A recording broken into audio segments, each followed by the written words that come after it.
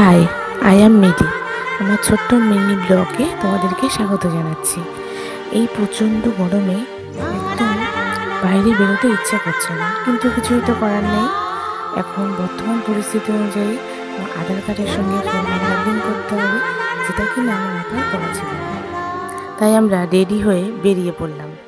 আমি দিয়ার সঙ্গে একটু পাকামি করছি, আর বাচ্চাটাও পাকামি করে যাচ্ছে। প্রচণ্ড পাকা, দেখো তোমরা লক্ষ্য করছো চুলটা কেমনভাবে কাটা হয়েছে।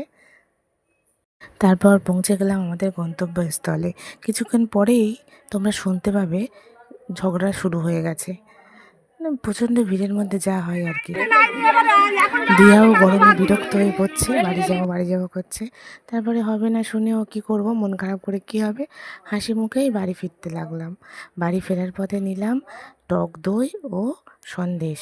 বাড়ি এসে তারপর সন্ধেবেলা আমার দিদির ছেলে কোরআন শরীফ পড়ছে, এখানে আমার মা ওকে বলে দিচ্ছে। এই গরমের সময় আর কি করার থাকে, আমি শুয়ে শুয়ে সেটা ভিডিও করলাম। আর তারপরে এই গরমের দিনে এই হালকা পাতলা ঘুগনি খেয়ে নিলাম। টাটা।